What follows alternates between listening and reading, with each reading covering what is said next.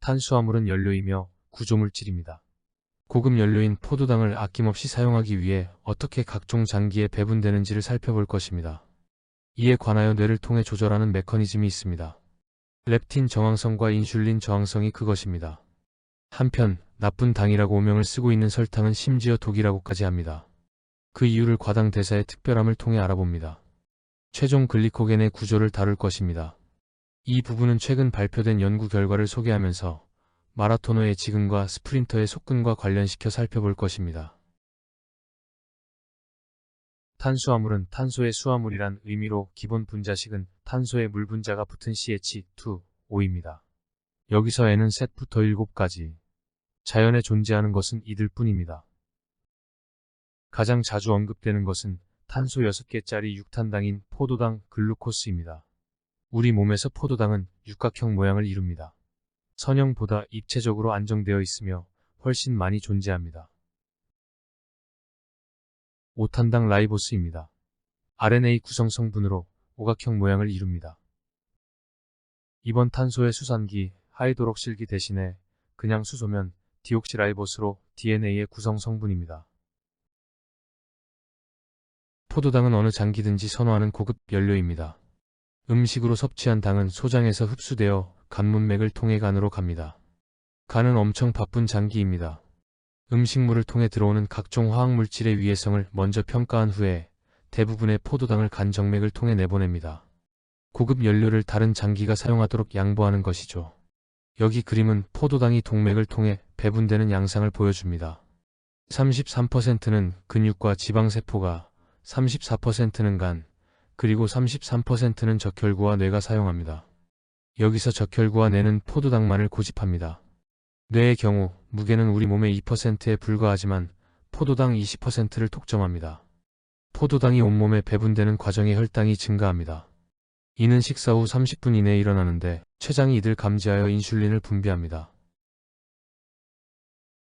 인슐린 너무 유명한 혈당 조절 호르몬입니다. 인슐린은 근육세포와 지방세포에게 포도당을 흡수하도록 독려합니다. 근육은 받아들인 포도당을 연료로 쓰고 여부는 글리코겐으로 비축합니다. 지방세포는 포도당을 약간 처리하여 지방을 만들어 비축합니다. 간은 다른 장기를 배려하고 남은 포도당을 받아들여 글리코겐으로 저장합니다. 글리코겐이 넘칠 경우 지방까지 만듭니다. 그리고 인슐린은 간정맥을 통한 포도당 방출을 막아 혈당을 낮은 상태로 유지하게 합니다. 에너지 대사는 뇌를 통해 조절됩니다. 췌장 베타세포에서 나온 인슐린이 제일 먼저 뇌로 가서 전체 에너지 상태에 대한 정보를 줍니다. 너무 많이 들어가면 졸립지만 적당한 양은 우리를 명료한 정신 상태에 있게 합니다. 뇌의 에너지 상태에 대한 정보를 주는 또 다른 호르몬이 있습니다. 바로 인슐린의 자극을 받아 지방세포가 만들어내는 포만감 호르몬 렙틴입니다. 자 보세요. 지방까지 합성할 정도면 몸에 포도당이 많이 들어와 있다는 이야기입니다. 그러니 그만 먹어라 하는 명령을 뇌가 내리도록 렙틴을 분비하는 겁니다. 렙틴의 신호를 받은 뇌는 식욕 억제 모드, 즉 장으로 가는 미주신경을 꺼서 음식 섭취를 억제합니다. 또 교감신경을 자극해서 활동성을 증가시켜 저장된 에너지 소스인 지방을 태우라고 합니다. 기분이 업되면서 활동하고 싶어집니다. 저장된 중성지방은 지방산으로 분해되어 혈액 속으로 방출되고 근육세포에서 태워집니다. 우리 몸이 체중을 유지하는 비결은 인슐린과 렙틴 호르몬 덕분입니다. 렙틴을 발견하고 나서 과학자들은 비만 관리의 희망을 보았습니다. 비만 환자에게 렙틴을 투여하면 포만감을 느껴 체중을 줄일 수 있으리라 여겼으니까요. 그런데 렙틴에 배부르니 그만 먹으라는 명령을 무시하는 저항성이 나타나는 게 문제입니다. 우리 몸은 배부르다는 신호보다는 배고프다는 신호에 더 민감하게 반응합니다. 결과로 사람마다 정도는 다르지만 배부른 신호를 무시하고 먹는 경향이 있습니다. 사실 렙틴 저항성은 아프거나 다쳤을 때 운동을 제한하고 식욕을 유지할 수 있게 하는 이점이 있습니다. 그리고 우리 조상을 기근 상황에 보다 잘 적응하게 했을 겁니다. 인슐린이 렙틴을 나오게 하니 렙틴 대신 비만 관리의 대안일 수 있다고 생각할 수 있습니다. 그러나 인슐린에 대해서도 저항성이 생깁니다. 췌장이 혈액에 돌고 있는 당을 먹으라고 신호를 보냈는데 지방세포는 이미 배부릅니다. 인슐린 신호를 무시합니다. 여전히 포도당이 혈액에 존재하는 상태에서 췌장은 내가 인슐린을 내보내지 않았나 하며 다시 인슐린을 내보냅니다. 지방세포는 나 충분히 먹었는데 계속 독촉하네 하며 말을 듣지 않습니다. 췌장은 어라. 얘 계속 말을 안 듣네 하며 또 인슐린을 내보냅니다. 결과로 혈액에 인슐린이 넘쳐나는 고인슐린혈증이 나타납니다. 과량의 인슐린은 뇌를 포함 여러 군데 말썽을 일으킵니다. 졸리고 피곤한 거죠. 종국에는 췌장의 과부하가 걸려 인슐린을 분비하지 않게 됩니다. 제2형 당뇨로 진행됩니다. 호르몬을 통한 비만 조절 방법은 별로입니다. 당 섭취, 인슐린 분비, 지방 합성, 렙틴 분비 순으로 되니 당을 줄이는 게 제일 좋은 방법입니다. 요즘 비만은 전염병처럼 퍼지고 있다고 하며 설탕이 주범이라고 말합니다. 설탕은 나쁜 당이라는 오명을 쓰고 있습니다. 과연 그러한가? 그렇습니다. 심지어 설탕은 독이라고 합니다.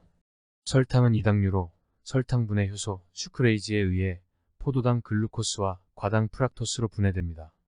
요 과당 프락토스가 문제입니다. 포도당은 연료로 쓰이거나 간과 근육에서 글리코겐으로 저장되는 반면 과당은 포도당과 함께 있는 경우 많은 부분 내장 지방으로 대사됩니다. 과당 대사의 특별함이 설탕을 독이라 하게 합니다. 첫째, 과당은 전용 수송체인 글루트5를 통하여 소장 상피세포 안으로 들어갑니다. 다른 당이 있더라도 무조건 흡수됩니다.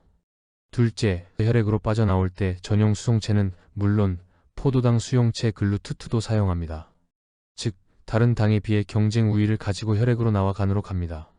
셋째, 과당은 대부분 간에서만 대사됩니다. 근육이나 지방세포는 과당을 받아들이지 않습니다. 넷째, 과당은 췌장의 인슐린 분비를 촉진하지 않습니다. 결과로 지방세포의 렙틴 생성을 유도하지 않습니다. 더 먹고 싶다는 욕구가 줄지 않아 계속 달달한 것을 탐하게 됩니다. 다섯째, 공복이 아니면 과당은 간에서 연료로 쓰이지 않습니다. 설탕은 포도당과 과당을 동시에 공급하기에 과당 성분은 무조건 지방 합성에 쓰입니다. 따라서 설탕은 비만, 고혈압, 지방간을 유도하니 독이라 할 수밖에 없습니다. 글리코겐은 포도당 다량체로 가지가 많이 쳐져 있습니다. 이러한 구조는 여분의 포도당을 신속하게 묶어둘 수 있게 하며 또 필요해지면 신속하게 분해해서 공급할 수 있게 합니다. 포도당이 각 가지 끝에서 한꺼번에 하나씩 떨어져 나가기 때문입니다. 우리 몸은 혈당이 적정치 수준 이상으로 높아지는 것을 허용하지 않는다는 것이 글리코겐 구조가 주는 의미입니다. 글리코겐은 간이나 근육의 과립 상태로 있습니다. 여기 간세포 내의 과립 덩어리인 알파 파티클을 확대해보면 여러 개의 베타 파티클로 구성되어 있습니다. 공 모양의 베타 파티클은 글라이코제닌이라는 단백질 2개를 중심액으로 두고 포도당이 가지치기 하면서 뻗어 있습니다. 3만 개 정도의 포도당이 동심원을 이루고 있으며 그 주변에는 글리코겐 가지를 형성하며 길이를 연장하는 단백질들이 있습니다. 고도로 질서 정연한 구조입니다. 인슐린과 같은 호르몬이나 세포의 에너지 요구에 반응하여 빠르게 형성과 해체를 반복합니다. 글리코제닌은 글리코겐 합성의 개시제 역할을 합니다. 포도당 단량체가 붙으면서 글리코겐 합성이 시작되니까요. 한동안 글리코제닌은 없어서는 안 되는 중요한 단백질로 여겨졌으나 2017년 생쥐를 이용한 연구 결과에 의하면 글리코겐 합성에는 별 지장을 주지 않는다고 합니다. 다만 근육의 대사에는 영향을 준다는 사실이 밝혀졌습니다. 한번 살펴보겠습니다.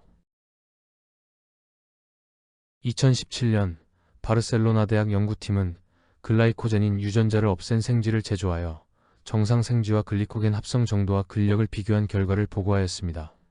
여기 그림에서 보는 바와 같이 첫째, 글라이코제닌을 없앤 생쥐는 정상 생쥐보다 글리코겐 양이 늘어나 있었고 베타 파티클 크기도 커져 있었습니다. 이는 예기치 않은 결과입니다. 글리코겐 합성의 씨앗으로 작용하는 단백질이 없어도 된다는 이야기니까요. 둘째, 근육 기능에 어떠한 변화가 있는가를 점검한 결과 정상 생쥐는 트레드밀에서 오래 달리기를 곧잘 해냅니다. 그런데 글라이코제닌을 없앤 생쥐는 금방 지칩니다. 산소를 덜 소모했고 이산화탄소를 덜 배출했습니다. 에어로빅 운동을 오래 하지 못한다는 이야기입니다. 마이토콘드리아 산소호흡 능력은 줄어든 대신 근력이 강해졌습니다. 결론적으로 글라이코제닌을 없앴더니 무산소 근력 운동에 적합한 근육으로 바뀌었다는 이야기입니다. 생쥐를 이용한 연구에서 우리는 글리코겐의 구조와 근육 대사와 연관성을 짐작할 수 있습니다. 글라이코제닌을 없앴더니 근육 내 글리코겐 양이 늘어났고 근육의 지구력은 떨어졌으나 강력한 순간 힘을 발휘할 수 있었습니다. 소위 슬로우 트위치, 지근에서 패스트 트위치 속근으로 바뀐 겁니다. 지근에는 모세혈관이 발달해 있고 미토콘드리아가 많기 때문에 장거리 유산소 운동에 적합한 근육입니다. 반면 속근은 미토콘드리아를 많이 가지고 있지 않아 무산소성 해당 작용에 의해 순간적인 힘을 발휘하는 근육입니다. 사람은 두 종류의 글라이코제닌을 가지고 있습니다. 글라이코제닌 1은 골격근과 심장근에서 작용하며 글라이코제닌 2는 주로 간에서 작용합니다. 글라이코제닌 1이 망가진 유전자를 가진 사람은 글리코겐 양이 불규칙적으로 증가되어 있으며 심장 근육의 구조와 기능에 손상이 있음이 보고되었습니다. 시청해 주셔서 감사합니다.